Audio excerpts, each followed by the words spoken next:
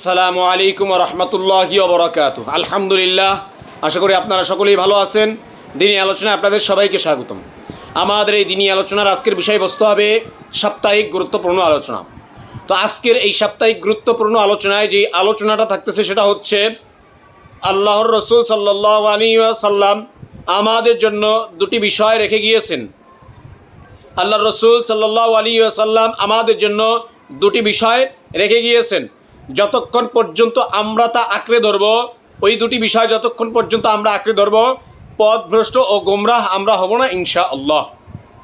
অর্থাৎ আল্লাহর রসুল সাল্লাল্লাহু আলাইহি ওয়াসাল্লাম আমাদের জন্য দুটি বিষয় রেখে গিয়েছেন, যেই দুটি বিষয়কে আমরা যদি মজবুতির সাথে আঁকড়ে ধরি তাহলে আমরা যতদিন ওটাকে আঁকড়ে ধরব ইনশাআল্লাহ আমরা গোমরাহ ও পথভ্রষ্ট হব না। মুওয়াত্তা মালিক কিতাবের হাদিস হযরত আনাস ইবনে মালিক রাদিয়াল্লাহু তাআলা আনহু থেকে বর্ণিত। আন মালিক ইবনে আনাস রাদিয়াল্লাহু তাআলা আনহু قال قال رسول الله صلى الله عليه وسلم। ইমাম মালিক ইবনে আনাস রাদিয়াল্লাহু তাআলা থেকে বর্ণিত, তিনি বলেন রাসূলুল্লাহ সাল্লাল্লাহু আলাইহি ওয়াসাল্লাম বলেছেন, তারাক্তু ফীকুম আমরাইনি, আমি তোমাদের মাঝে দুটি বিষয় রেখে যাচ্ছি। আমি তোমাদের মাঝে দুটি বিষয় রেখে যাচ্ছি। তারাক্তু ফীকুম আমরাইনি, আমি তোমাদের মাঝে দুটি বিষয় রেখে যাচ্ছি। অর্থাৎ রাসূলুল্লাহ সাল্লাল্লাহু আলাইহি ওয়াসাল্লাম বললেন, আমি চিরকাল থাকবো না, অতএব তোমরা আমাকে সবসময় না পেলে তোমরা বিভ্রান্ত হবে না এবং তোমরা যে পথভ্রষ্ট হয়ে যাবা, গোমরাহ হয়ে যাবা, এর ভয় নেই। কখন? আমি তোমাদের মাঝে দুটি বিষয় রেখে যাচ্ছি। লান তাদিল্লু মা তামাসসাকতুম বিহিমা, যতক্ষণ পর্যন্ত তোমরা তা আঁকড়ে ধরবে গোমরাহ ও পথভ্রষ্ট হবে না। আমি নবী সাল্লাল্লাহু আলাইহি সাল্লাম থাকবো না দুনিয়াতে, কিন্তু আমি তোমাদের জন্য দুটি বিষয় রেখে যাচ্ছি। আমি থাকলে হয়তো গোমরাহ হওয়া ধরলে আমি ফিরাতাম, বা তোমরা আমার কাছে কোনো কিছু জিজ্ঞেস করে সেটার বিষয়ে তোমরা জেনে নিতে, তাহলে পথভ্রষ্ট বা গোমরাহ না হওয়ার সম্ভাবনা বেশি থাকতো। যেহেতু আমি থাকবো না, অতএব তোমাদের পথভ্রষ্ট ও গোমরাহ হওয়া সম্ভাবনা বেশি। এই জন্য আল্লাহ রসুল সাল্লাল্লাহু আলাইহি সাল্লাম বলতেছেন যে তোমাদের ভয় নেই, আমি তোমাদের মাঝে দুটি বিষয় রেখে যাচ্ছি। এই দুটি বিষয়কে যদি তোমরা আঁকড়ে ধরো মজবুতির সাথে, তাহলে তোমরা গোমরাহ ও পথভ্রষ্ট হবে না। সেটা দুইটা কি? কিতাবুল্লাহি ওয়া সুন্নাত রাসূলিহি। রাসূলুল্লাহ সাল্লাল্লাহু আলাইহি সাল্লাম বলেন সেটা হচ্ছে আল্লাহর কিতাব ও তার রসুলের সুন্নাত। অর্থাৎ আল্লাহ তাআলার কিতাব অর্থাৎ কোরআনে কারীম, এর বিধান, এর হুকুম আহকাম, এর যে শরীয়ত, এই শরীয়ত এবং আমার সুন্নাত, আমার হাদিস এবং আমি যেগুলো যেরকম চলেছি, এই যে সুন্নাতগুলো, এই সুন্নাতগুলোকে যদি তোমরা আঁকড়ে ধরো তাহলে তোমরা আমার পরে পথভ্রষ্ট ও গোমরাহ হবে না। এই হাদিসের দ্বারা রাসূলুল্লাহ সাল্লাল্লাহু আলাইহি সাল্লাম আমাদেরকে কি বুঝাইলেন? আমাদেরকে রাসূলুল্লাহ সাল্লাল্লাহু আলাইহি সাল্লাম এটাই বুঝাইলেন যে এখন আমাদের যে জমানা চলতেছে, এই জমানায় দেখা যায় শয়তান আমাদেরকে কিভাবে লাঞ্ছিত করবে, কিভাবে পথভ্রষ্ট করবে, এই জন্য ওত পেতে বসে থাকে। আবার দেখা যায় এই দুনিয়ার চাকচিক্য, এই দুনিয়ার সমসাময়িক সময়ের পরিবর্তনের কারণে আমরাও এই জমানার সাথে তাল মিলানোর কারণে পথভ্রষ্ট হয়ে যাচ্ছি। এই পথভ্রষ্টতার দিকে বর্তমানে দুনিয়া আমাদেরকে ঠেলে নিয়ে যাচ্ছে, সেদিকে আমাদেরকে টানতেছে। আবার দেখা যাচ্ছে বন্ধু বান্ধব আমাদেরকে তাদের দিকে টানতেছে, পিতামাতা তাদের মতো আমাদেরকে বানানোর জন্য তাদের দিকে টানতেছে, সমাজ তাদের মতো যেন আমরা চলি এই জন্য সমাজ আমাদেরকে একদিকে টানতেছে, সন্তান স্ত্রী এরা আবার তাদের মন মতো যেন আমরা চলি এই জন্য তাদের দিকে আমাদেরকে টানতেছে।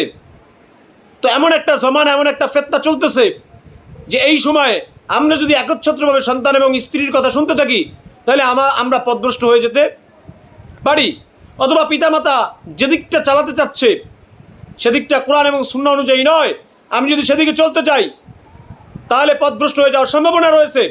এভাবে প্রত্যেকটা ক্ষেত্রেই শয়তান ওত পেতে বসে রয়েছে কিভাবে আমাদেরকে পথভ্রষ্ট করবে।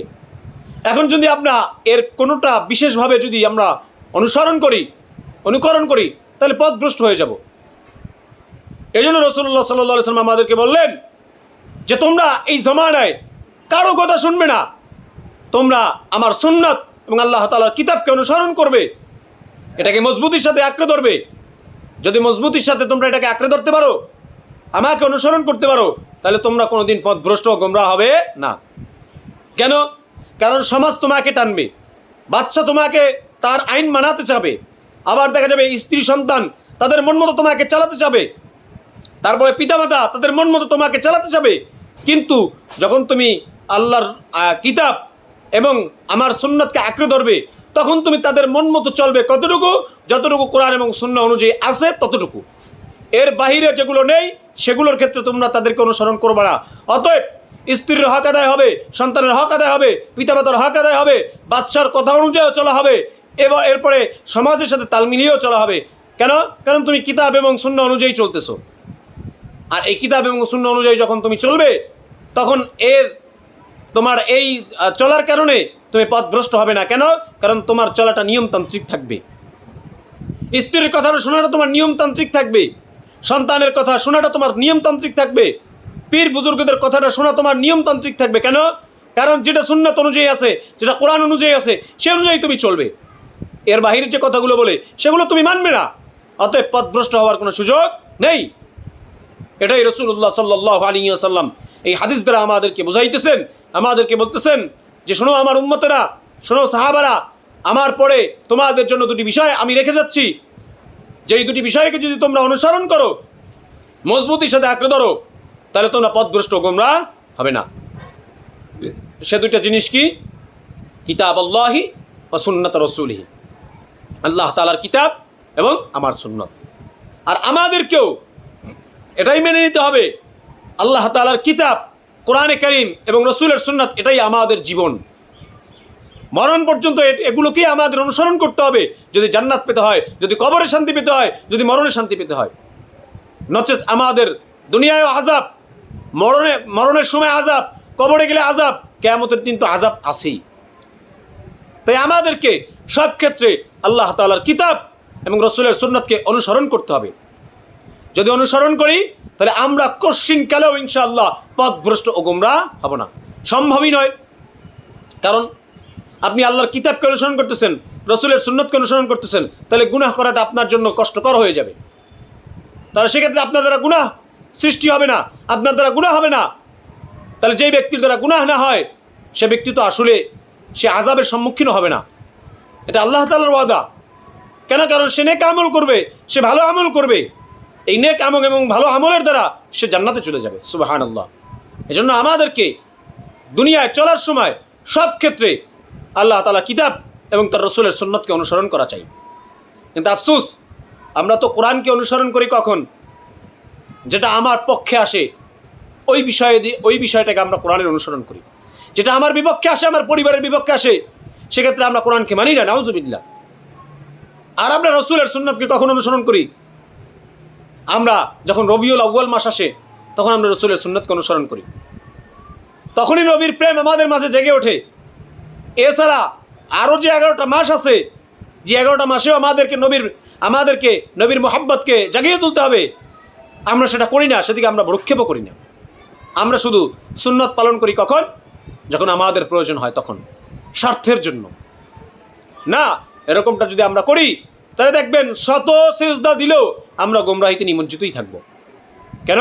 কারণ আমরা আল্লাহর কোরআনকে মানতেছি না, আমরা রাসূলের সুন্নাতকে মজবুতির সাথে আঁকড়ে ধরতেছি না। অতএব শয়তান আমাদেরকে নেক সুরত দিয়ে পথভ্রষ্ট করে দিতেছে।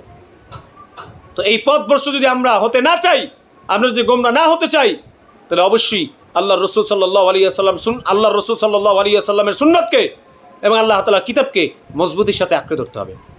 আল্লাহ পাক রব্বুল আলামিন আমাদের সবাইকে তার কিতাব এবং রাসূলের সুন্নাতকে মজবুতির সাথে আঁকড়ে ধরার তৌফিক দান করুক, এবং আমাদের সবাইকে বিনা হিসেবে জান্নাতে যাওয়ার মতো একটা ব্যবস্থা আল্লাহ তাআলা আমাদেরকে করে দিক। আমিন।